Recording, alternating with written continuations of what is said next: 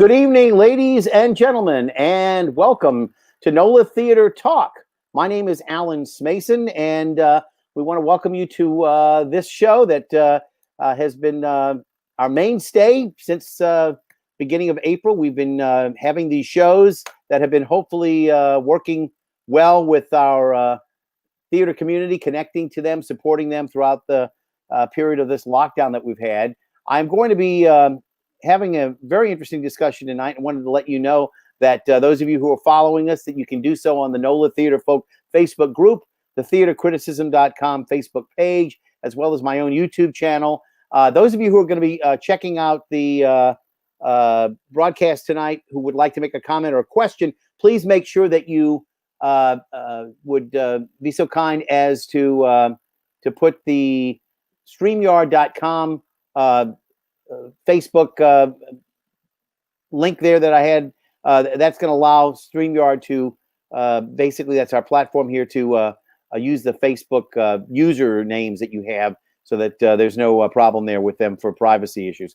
Okay, let's get started tonight. We are welcoming a group well known to those of you who have been in the circles here. Used to be just called the Stage Door Canteen, and now, of course, called BB's Stage Door Canteen, named after Boise Bollinger, who made a substantial donation to the National World War II Museum.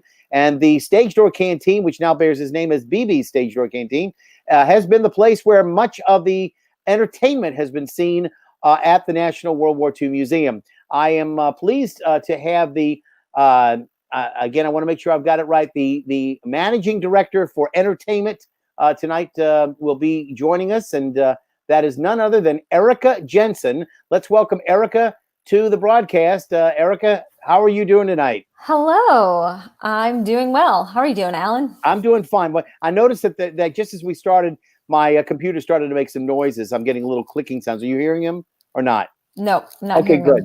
That's fantastic, because I don't worry about it. Listen, you all are open, and you all are actually doing some entertainment at BB Stage Door Canteen. That is something incredible, because you've been closed down for so long. Tell me, is this the very first thing that you're doing, or have you done anything before this? Yes, so the very first thing we're doing now, it's still virtual to an extent. The Victory Bells have been working on their show. We put together a show for Veterans Day, and most of that was virtual, except for one outdoor performance out in Texas. And then we had to jump right into the Christmas season. And that is, we worked on about a half-hour show for our Cookies with Santa and the Victory Bells. And it's basically a version of our teddy bear tea that we used to do, but without the full tea experience, just because we're, not, the center plate is not able to do the full capacity of that tea this year. Understood. Yeah. And we're making this just a smaller, more relaxed version of that. We will have a performance of the Victory Bells, which will be virtual. So we pre-recorded that actually on Wednesday. And we have two troupes that worked on the music. So we have our Saturday troupe and our Sunday troupe. Right. Okay. And now, again, it's designed for kids of the younger age. I mean, we're not talking about anything that's going to be meant for middle schoolers. Probably, that would be about the cutoff, don't you think? I think so. Yeah, that's about the age that we see come to the teddy bear teas, and it's going to be the similar age group and their parents and grandparents. We've made the capacity limit to 50 guests, and we're socially distancing all of the tables.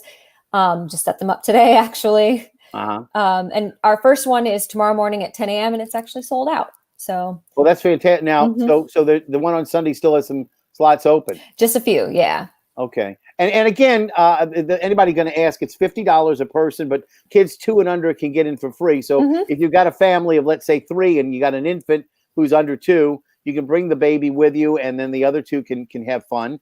And again, I'm assuming that there'll be some wonderful entertainment with the Victory Bells. That's the whole idea, right? To get the Victory Bells to get out and flex some of their artistic muscle again, right? Yeah. And again, unfortunately, because of all the restrictions still going on, they are performing virtually. So we will do a 20-minute set of this pre-recorded performance. And then the bells will still be on site, and they will come on, and someone will read a story.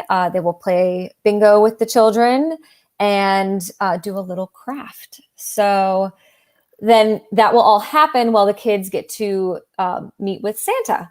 And this will be contactless this year. We've actually built a little lovely plexiglass adornment to Santa's sleigh. So he will be hanging out in his sleigh, and the children can still come up, and we still have a photo opportunity. And I think it's just going to be a lovely way to get the kids involved. The Victory Bells will be there. We can take socially distanced photos with Santa and the kids and the bells and the kids, all of them. And again, one of the things that I harp on is that, parents will say, well, it's been really, hard year for us. We've had some financial difficulties, and, it's hard for us to think about doing a lot of things with the kids right now. Think about it from the standpoint of the kids. What have they had to undergo? They've had to go virtually to school.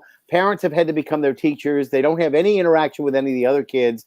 This is a real opportunity for them to really experience some holiday joy. And so, to me, to put a smile on a kid's face who's been sort of down for the whole year, I think this is just like the perfect recipe. So, hopefully some people will enjoy that. And again, this is just the first of your offerings.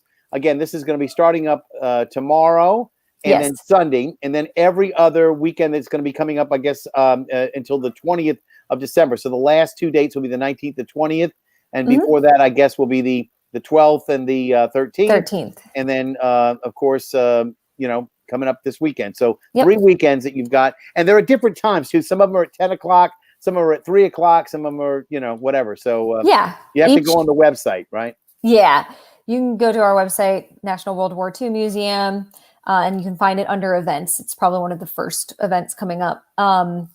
And this weekend only, we have the 10 a.m. And then starting next weekend on the 12th, we have the 10 a.m. and the 3 p.m. for each day, and the following weekend after that as well. So that gives you time to turn the house and get everything sanitized, et cetera. And what are just for parents who are wondering, what are some of the COVID, I guess, not so much restrictions, but what are some of the precautions that you're taking that you're preventing the spread of the coronavirus? What are you doing? Yeah. So again, we have all of the tables. We're limiting the capacity to 50 guests. And then we have all the tables spread out throughout the stage door canteen, and you can be with your pod. So I think, if you come with a table of 4, that's fine. You're separated.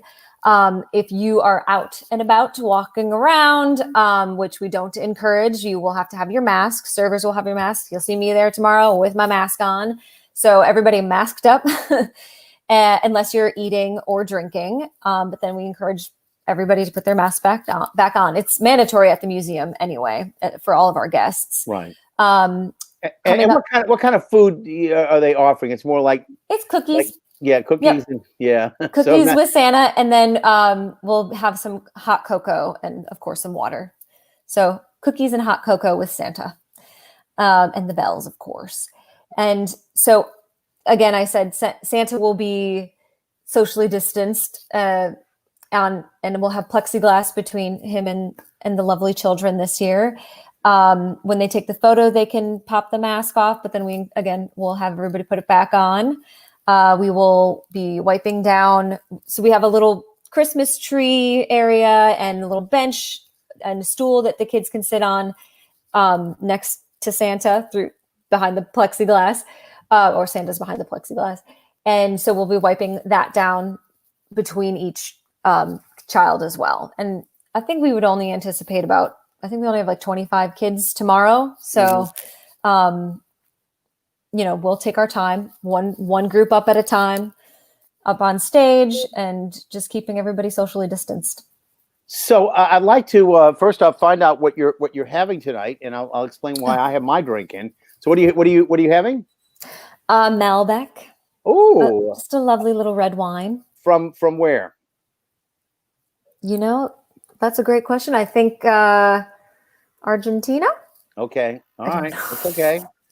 I am actually having, in the honor of the Victory Bells, I'm having a Southern Belle, which is Tennessee whiskey, some triple sec, a little bit of orange juice, and a little bit of pineapple juice, and a splash of grenadine, and one stir. They said I actually did 2 stirs, so, but it comes out. It's delightful looking and very refreshing. Looks yummy. Reminds me a little bit of a Singapore Sling.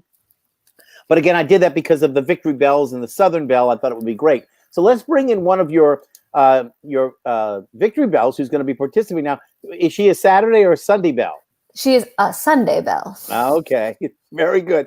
This is going to be Jessica Nicole Gordon. Hello, Jessica. How are you? Oh, I'm good. How are y'all? All right. Hello. We are so glad to have one of the Bells. And, you know, I have been very blessed to see the Bells since they really got started at the National World War II Museum at one time, the Stage Door Canteen, now BB Stage Door Canteen. Right. And I've seen so many of them. At one point, they had, I'd like to say, they had as many as 16. But I think the numbers have gone down a bit now. How many Bells do you have in your group now? So we have 9 local bells, 3 altos, 3 soprano 2s, and 3 soprano 1s. I'm soprano 1. It's nice. We have a lot of new girls, which is great. They have, they bring a really great energy. That it's always good to get some new blood in there, and we have some new songs as well.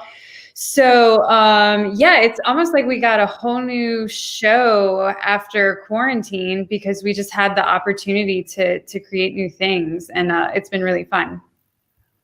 And I guess I have to ask, in terms of any of the people that I'm familiar with, how many of the girls have been, because so many of them have left because they're having families, etc. Mm-hmm. And I know that as an example, Courtney Anderson, who got married and moved to Lima, Peru, and actually was on, may even actually still be on right now. I was doing a show tonight earlier, and I wasn't able to catch it. But she's performing, and she's got her baby, Mandy, of course, Mueller, who is about ready to become a mother. She's in her late 8th, almost 9th month now.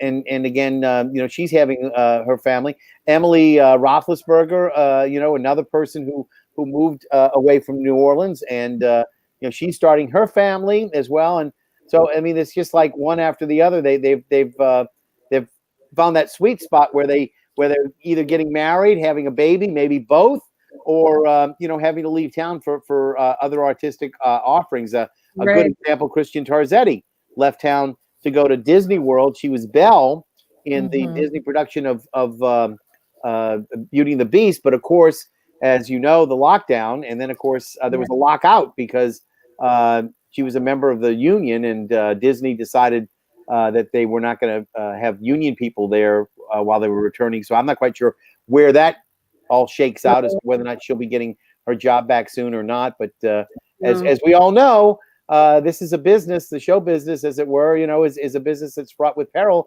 And at times, you never know when an opportunity is going to make itself available. And so I'm glad to hear that you've got, people. Now, are there any of the 9 that we might know that are veterans besides you, Jessica? Yeah, there's me. There's Hannah Rochelle, who's I think doing it 7 or 8 years. She knows her stuff. There's me. Erica, you might have to help me. Kate Gulata. So Sure. she's been a Belle for like a year and a half now. Same with Chloe Vallow. And then Lyndon Uter. I might have said that wrong. She's been a Belle for 2 or 3 years.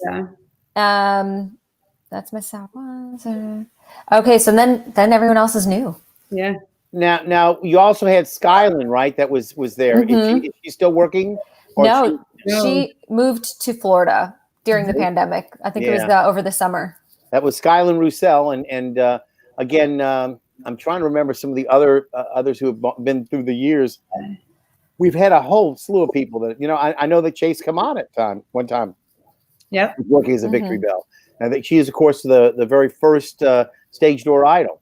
And Yep. that's another thing that we had this year that we lost out on, wasn't it? That I know. we weren't able to have our idol competition the first time in 10 years. So We'll just have to have a bigger and better one next year.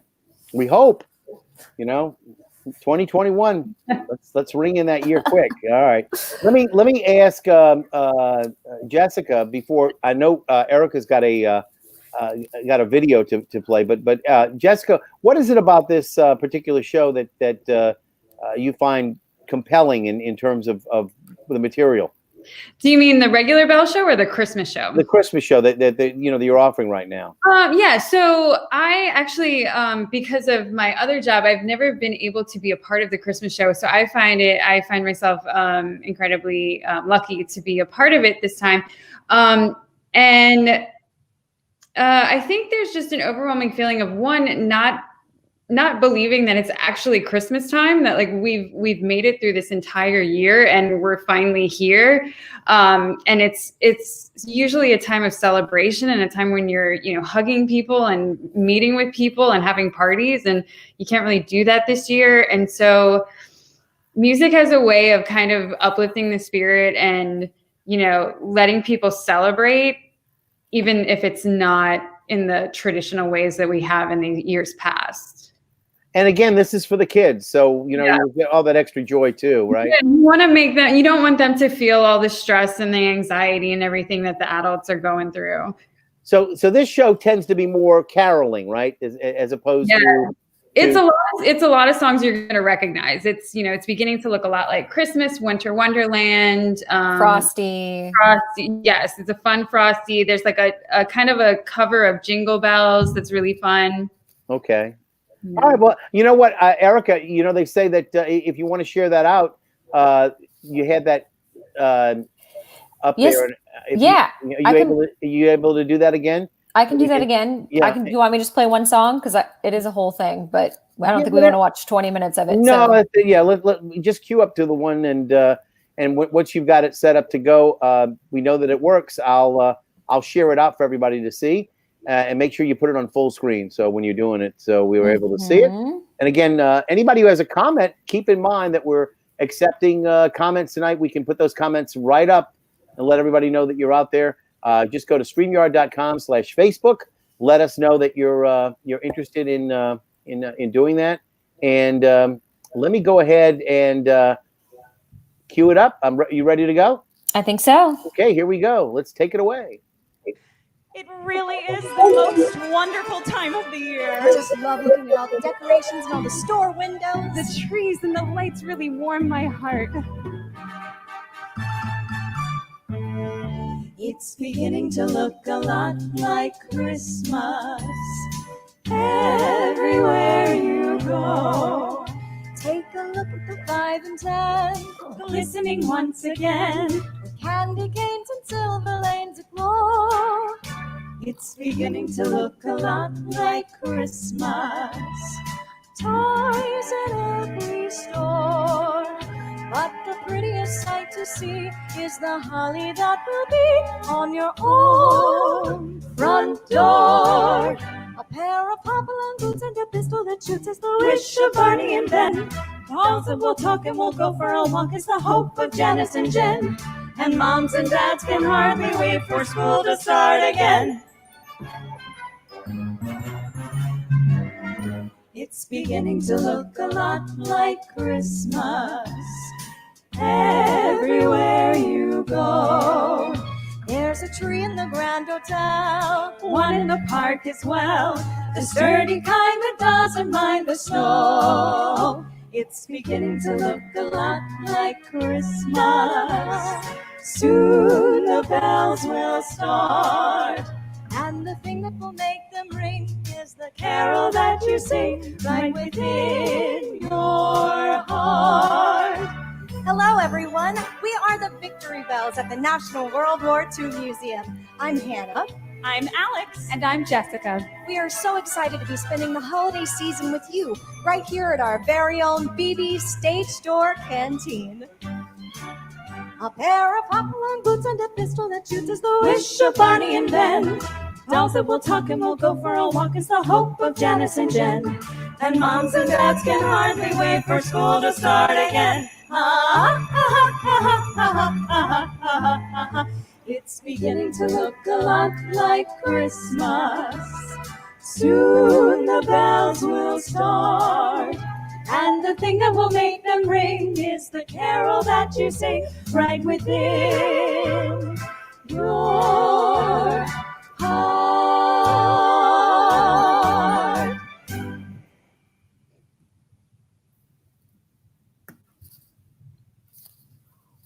All right. Good job, Jessica. That's fantastic. That gives us a good idea of to what the show is all about. And the whole thing that I'm concerned about is giving people an opportunity to know that there is a show out there. We've been in a season of no theater. Now, at least for the kids, we have some theater, and maybe for some of the adults, it'd be an opportunity for them to enjoy seeing the Victory Bells at play, as it were. And it is great to see what you all offer on the Stage Door Canteen. Again, I know that you're very pleased to be part of that group, as well, Jessica. I hope that there'll be some other opportunities besides. I know that we have to take with what we can, given the restrictions, etc. But perhaps some other Victory Bell shows will be coming up. Normally, you have a Christmas show. Now, this is not a scripted show per se. There's some songs with a little bit of banter, but it's not like a long, involved plot to this, right? Yeah, Correct. it's a review. Yeah. Yeah. Yeah. So and you've had Erica. You were going to be working on one this year. I think you'd said originally back in the spring we were talking about it. Mm-hmm. So you'll have to put that on the shelf till next year, apparently, huh? Yep, unfortunately. And yeah, go ahead. We had started to make a plan. Like you have to. That's, as we all know, in 2020, you make a plan and then you just change it. So we knew we were going to try to do some version of the teddy bear tease, but then also we had a few bookings for the Bells for a 30-minute or an hour show. So we started that process of, some rehearsals, made a set list, trying to create a full show. And as things just kept progressing with COVID, unfortunately, the bookings started to fall off. And there we go. And we just cut it down to this. It's a half-hour set. What we're playing at the Teddy Bear Tease is 20 minutes. So it's a good, span for the attention span for the children. And then we recorded on Wednesday a 30-minute set for both my Saturday and Sunday troops.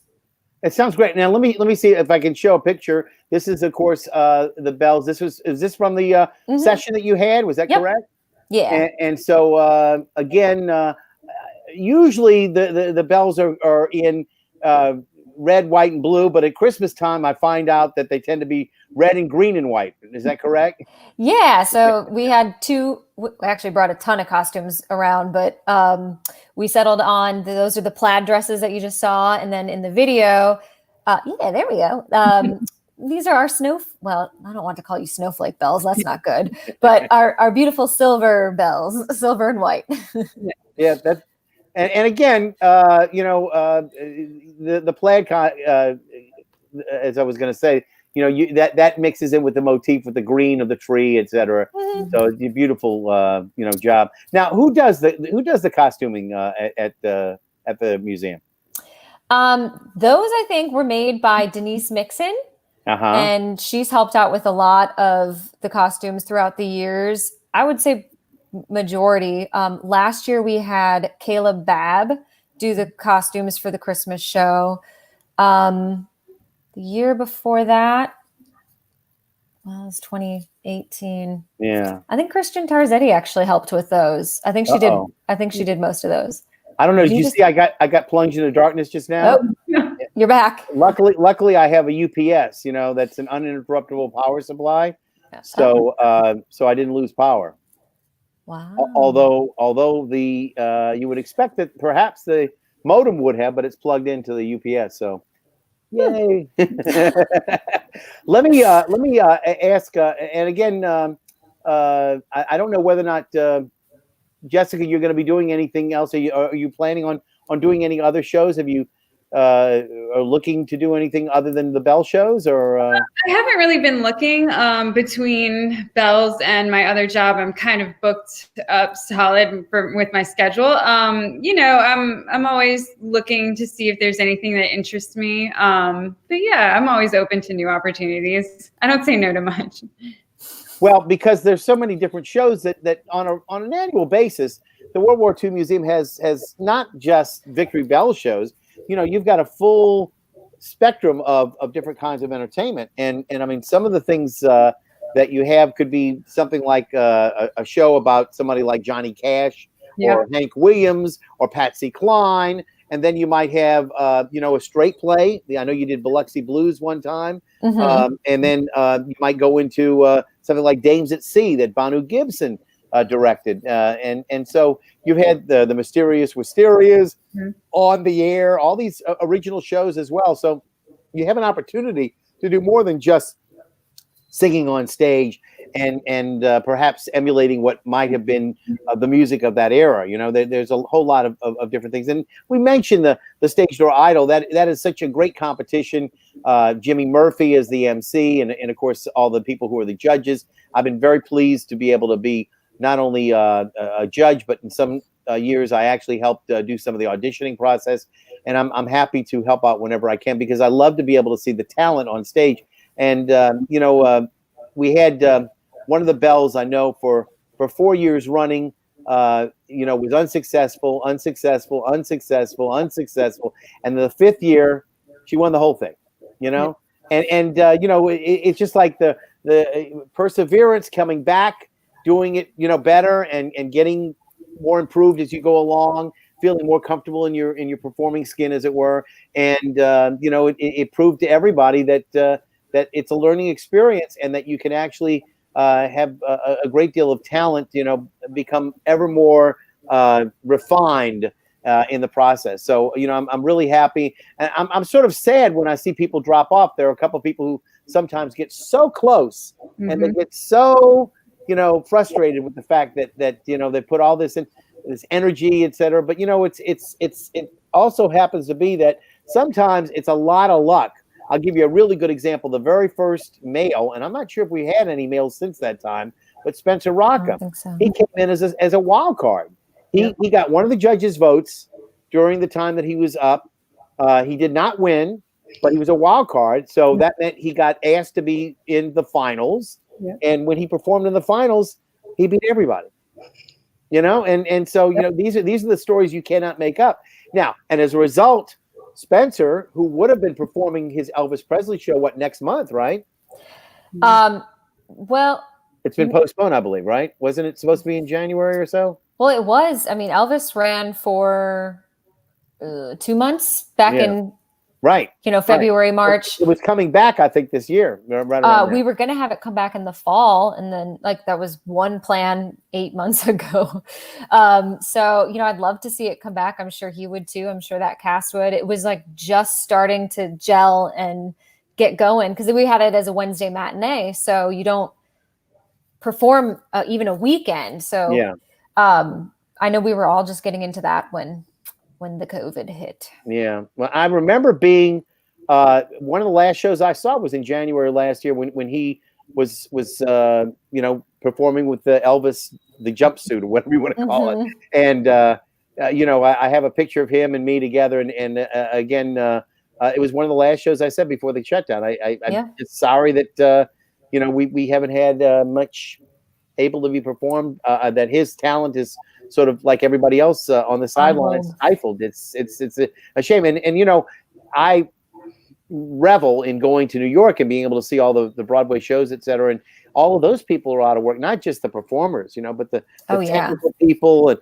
the dressers, all the people who are stage managers, and to say nothing of the creative staffs, the composers and the people who actually write the lyrics, and the directors. All of those people are sitting on the sidelines, and there's a lot of talent going by by the wayside, unfortunately. But hopefully once this vaccine gets in, people start taking it seriously and getting vaccinated, because that's the key. is that we have to ask everybody to please, take that leap of faith and get vaccinated, because if we don't do that, we're never going to get the immunity that we need for our community, and it may as well be that this thing could go on for years more. And so I'm ready to roll up my sleeve and take the vaccine as soon as it's available to me, but I don't want to take one before somebody else who's more at risk. If you understand what I'm saying, I don't want to take I don't want to take a vaccine away from somebody who's 90 or 85 or 75. Agreed. I'm certainly willing to wait until they've had their opportunity to get vaccinated. So I wanted to talk about some of the other shows. I mentioned one of the other shows that's going to be coming up. I hope sometime, and it's been postponed already twice. Was the one that we were dealing with, and again, for me, it's a fantastic opportunity because of recently there's going to be a movie with Gal Gadot playing the role, and that's the role of Hedy Lamarr, and again, Hedy Lamarr is going to be played by Heather Massey, and I don't know if you know too much about how it's doing, but welcome, Heather. Oh, hello! I'm a surprise guest. You're the surprise guest. Welcome. I said I'd have Heather come in. I didn't know exactly when, but I wanted to make sure that we had enough time to talk about her show as well. So Heather performed as Hedy Lamarr, and let me make sure that she has an opportunity to talk. Right now, Heather, you are still scheduled to perform hopefully in March. We don't know if that's going to come up, but we hope. Right now, that's where you are, and tell us a little bit about the show. So it's called Hedy, The Life and Adventures of Hedy Lamarr. Oops, I'm going the wrong way. And it is about the life of Hedy Lamarr. She was a famous Hollywood film star known as the most beautiful woman in the world. And the interesting thing about her, beyond all of that, is that she invented technology for torpedoes during World War II. It's a communication system that makes them jam-proof or foolproof. And we use that technology in cell phones, Wi-Fi, GPS, Bluetooth, all of those things that make the Zoom and the Facebook Live and the StreamYard, all of this stuff work. So my mission with the work is to inspire audiences, and especially to encourage young women in science and technology, and to establish Hedy Lamarr as a role model for intelligence, ingenuity, and invention. Now, you had a whole world tour that was planned. You were going to be going to Sweden, and you were going to go to South Africa, and you had this whole thing. And then COVID came in, and bam, 2 years worth of planning out the door, right? But you have not let any moss grow under your feet. You have been performing, have you not? I have done some streaming. I haven't done a lot. I might start doing some Zooms, live performances with a small audience, maybe 20, so I can see everyone on the screen. But really, the audience is key to this particular production. I do play Hedy and 35 other characters. However, the most important relationship in the show is Hedy's relationship with the audience. So, so that's where the live aspect of it is so important and so special for both me as Hedy and the audience, because every performance is special because each audience is new. And so I'm excited that you're doing some live performances, Jessica, and that you're able to set that up, Erica, for the families to come in and the kids and stuff for Christmas. That's really, really wonderful. So the Bells are going to be performing virtually, though. It's all taped. Oh, virtually, okay. Yeah. But Santa is going to be live, right? Santa, okay, I'm sorry. Yeah. Oh no, just for the people. They're still going to be entertained. I mean, it's just that because of COVID, they can't use the stages the way that they'd like to, and yeah, because it's No I mean, I get the idea that it's such a place of community and people coming together, and that's what's hard right now. And So- that's also the wonderful aspect of that particular venue for Hedy Lamarr, because she worked in the Hollywood Canteen with Betty Davis. Yes, she did. Now, let me ask you a question. I brought in my Southern Belle for the Victory Bells. Jessica, what did you bring in the room tonight? Oh, I just brought a White Claws. It's 100 calories flavored with watermelon. Yes. Okay. It's All dangerous. right. It's so good. It's dangerous. Heather's been on the show before, so she knows to bring a drink. I don't think I got to show my drink last time, so I have the same one. It is because Hedy Lamarr, you know, as Hedy, I dated many men in my time, including 6 husbands, of course. But amidst all of that, I dated Mr. John F. Kennedy for a short while, and he asked me what I wanted him to bring to our date, and I said oranges, because I like my vitamin C, and thus tonight I am drinking orange juice. All right. I think I Cheers. like the way I take your vitamin C. That's my favorite. Cheers. All right. That's what Cheers, she said. everybody. She asked for oranges because she likes her vitamin C. So, Heather, I was lucky enough to be invited by you a few months ago into a Swedish performance that you did. It was very interesting. You seem to have generated a great deal of interest in the scientific community. There are a lot of people who are very involved with Hedy Lamarr now as almost like, I hate to say Gal Gadot is Wonder Woman, but she's almost like a Wonder Woman herself in science, right? Yes, definitely a Wonder Woman of science. Yes, so that was with the I try to say it in Swedish, but it's a hack job when I say it. The Vetenskapsfestivalen is the International Science Festival Gothenburg in Sweden. So I was to be with them in April, and they did a virtual presentation. So they definitely want me to be there in person next April. So I did about 20 minutes of the show, and I did a talk back with a really lovely young man who hosted the presentation, and that was for their science festival. Okay. Well, you know, like I said, I'm hoping that this will happen for you again here in New Orleans. I know you've been wanting to come to New Orleans, and every time you try, it's like not yet. You know, it's going to be I've a visited little there bit in the more. past. You know, but anybody who wants to follow you, Heather, are there any dates you got for anything that you're doing virtually that people can follow you?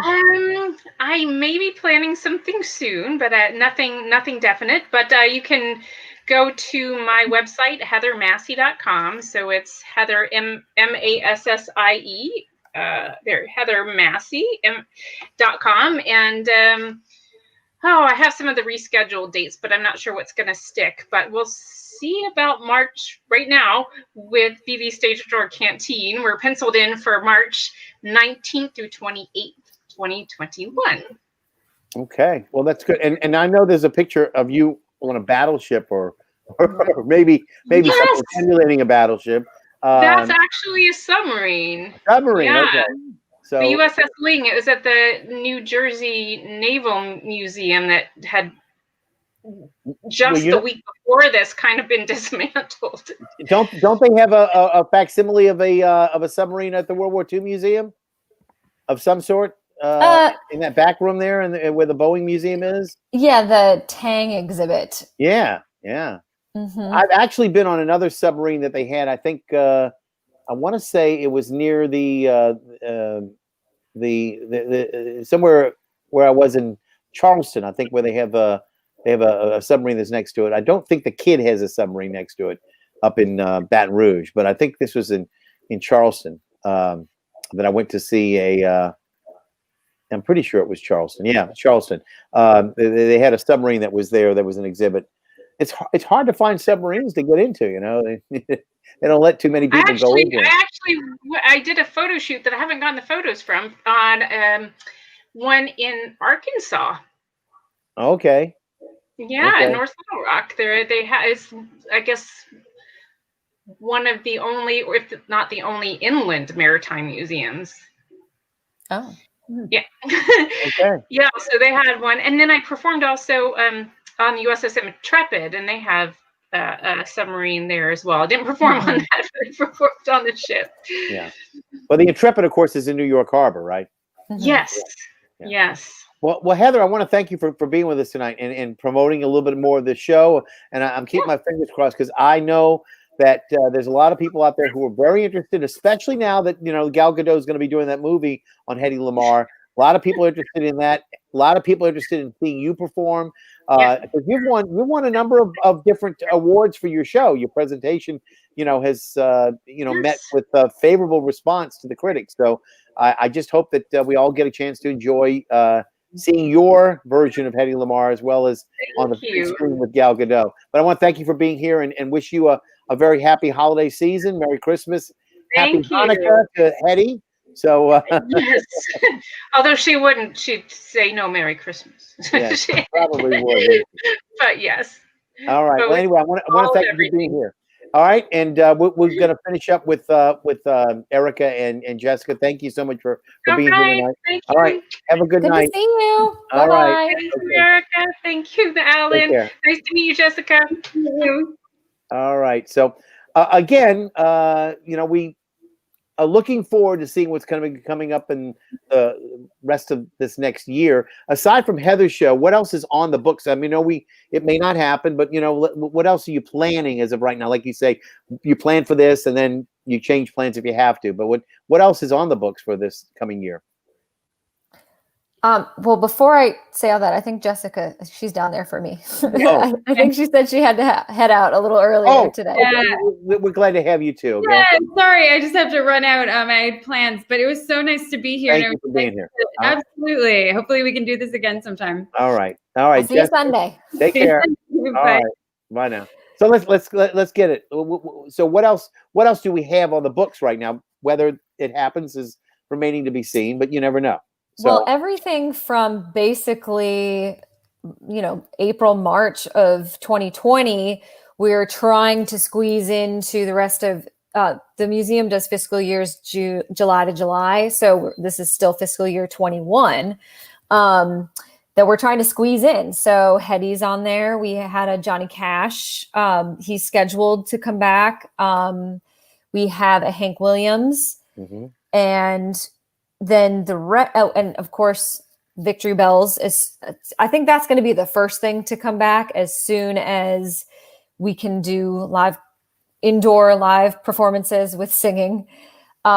We've done a few virtual events with the band, and I think we'd like to see more of that when we can do some outdoor things. I know we're heading into our colder weather, but the plaza they're doing construction in all of December, but we're hoping that can clear up January, February, March, and maybe we can do some outdoor performances on our own space.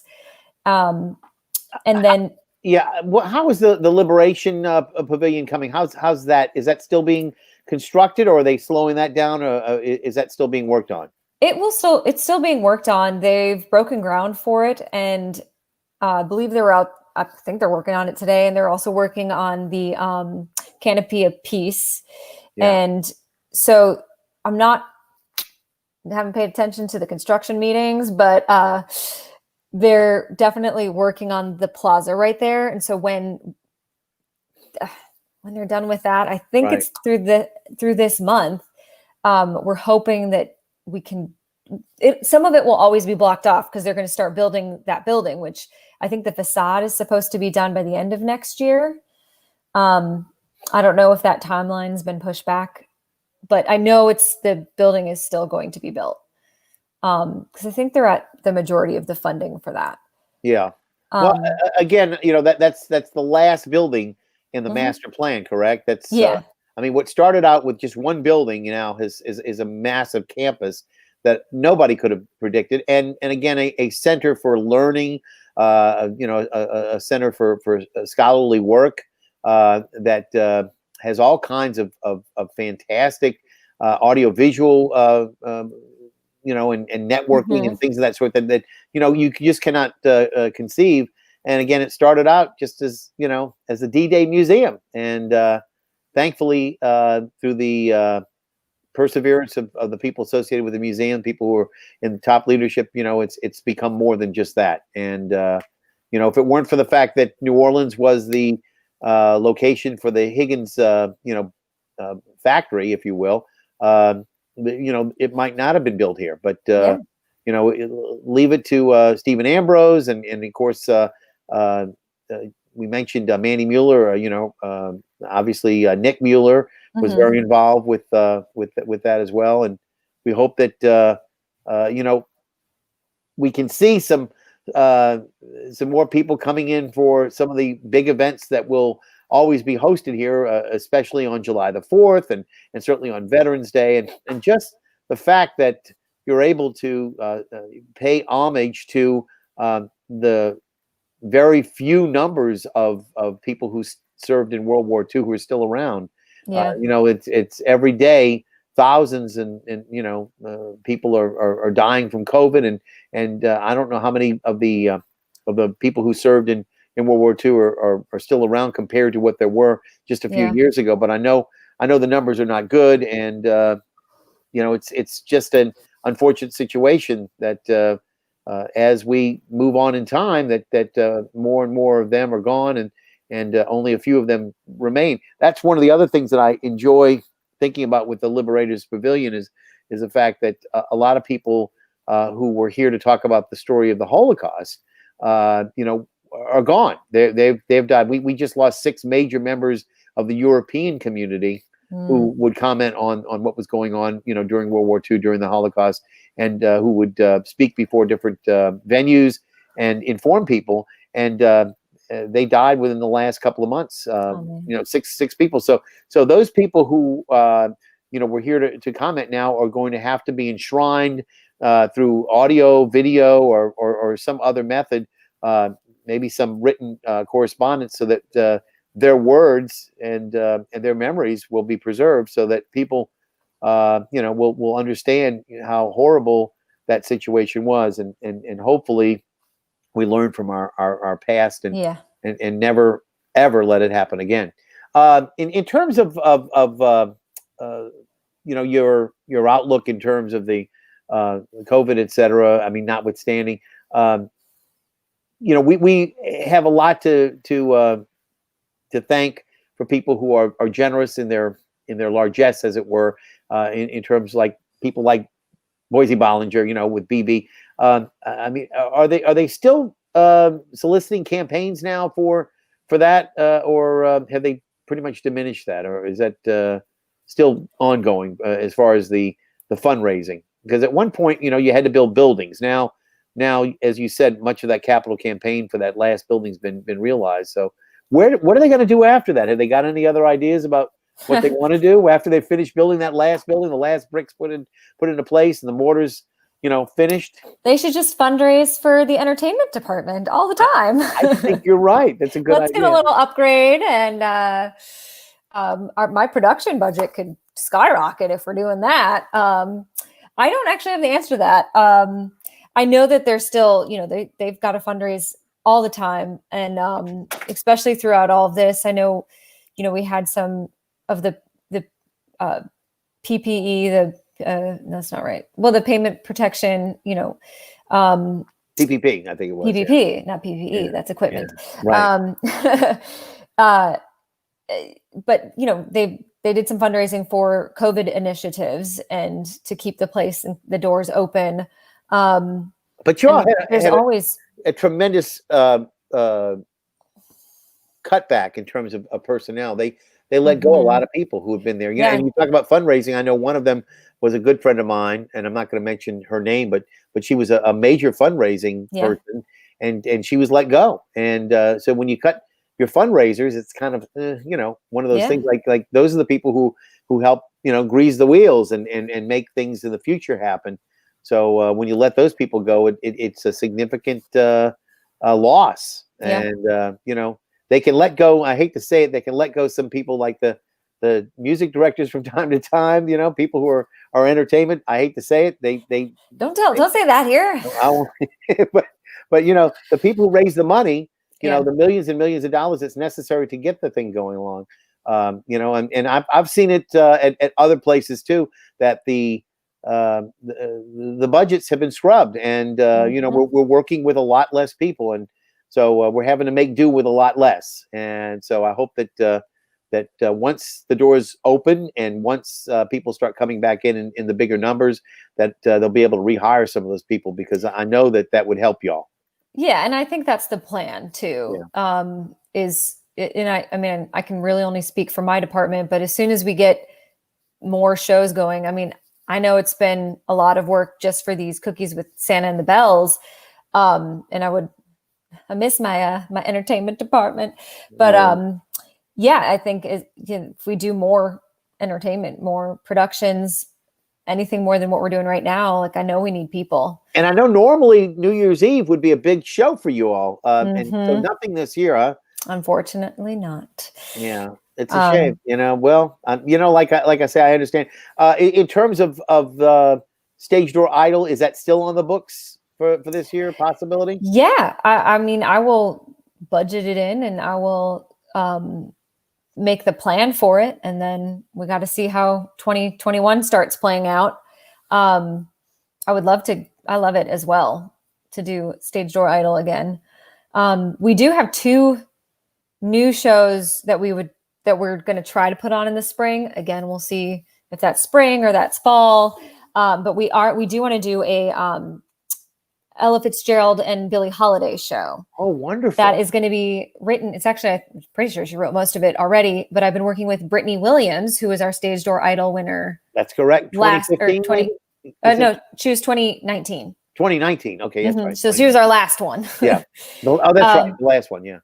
Yeah. So she's been a little bit of an author too. She got a published work now that with Star Wars. Yeah, a Star Wars nerd, as it were. But yeah, and, you know, but yeah, she's very talented and certainly certainly would be something to look at. So she's doing both Billie Holiday and no, she would be playing Ella Fitzgerald. Oh, so she's and gonna then be Ella. Okay.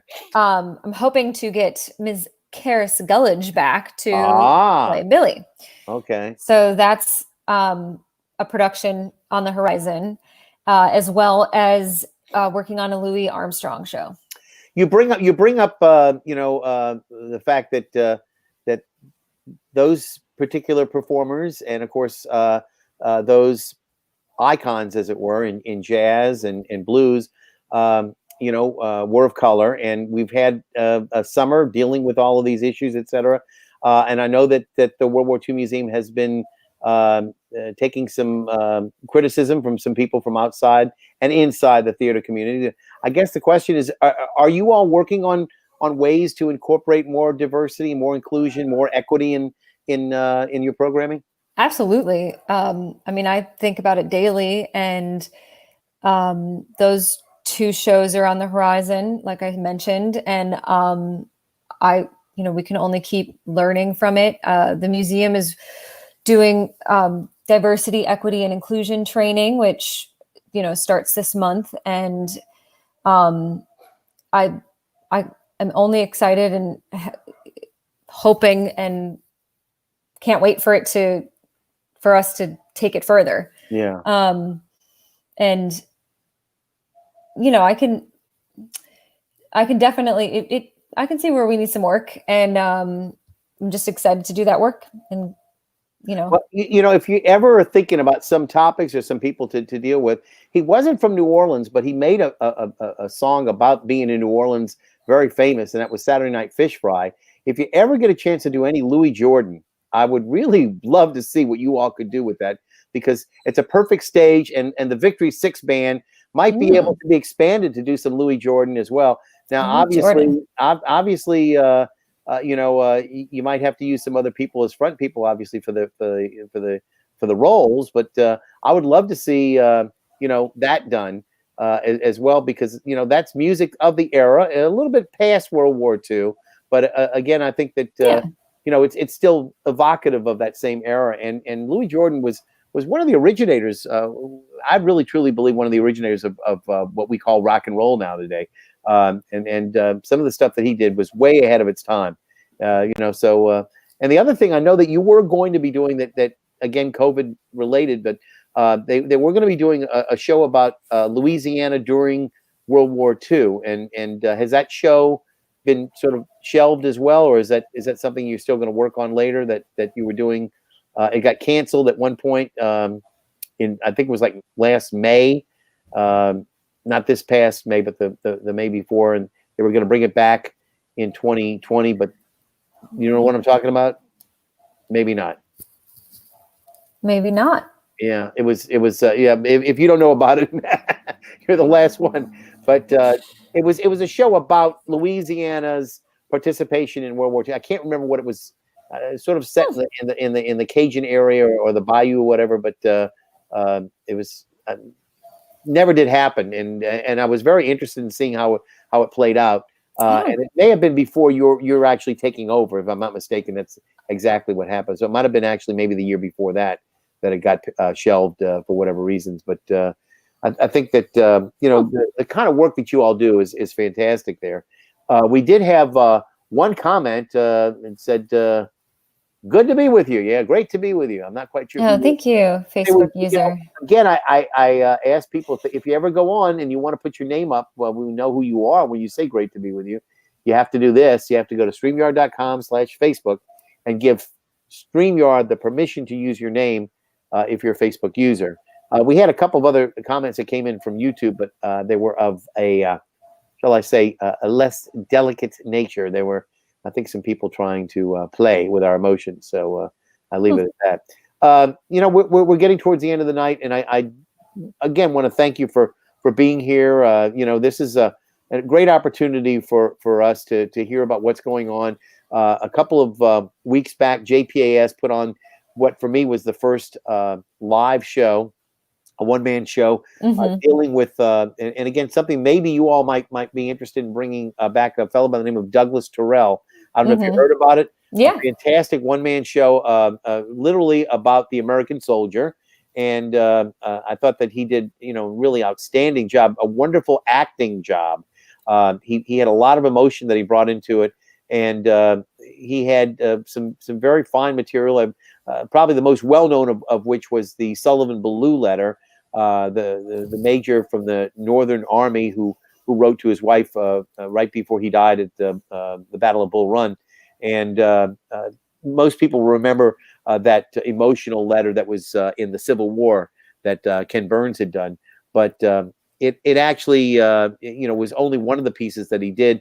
Some of it dealing with some of the hardships that the soldiers have gone through during the time when they were not so welcome, such as after Vietnam, and then times when they were welcomed very warmly after World War II, and certainly in some of the more recent actions in Afghanistan and Iraq, etc. So he did every one of the wars except the Korean War, which we ironically call the Forgotten War, and also the Spanish-American War, which was sort of a short-lived war. So I can forgive him for that. But he said he's going to actually incorporate some voices of women, which I think is very important to the narrative now, since we have had women involved in combat now, and they've been on the front lines as well. So I hope that their stories will be told, and perhaps the World War II Museum will have an opportunity to do that with him, or some other stories that will be able to be told, because you all do such great work, and I want to thank you. Okay.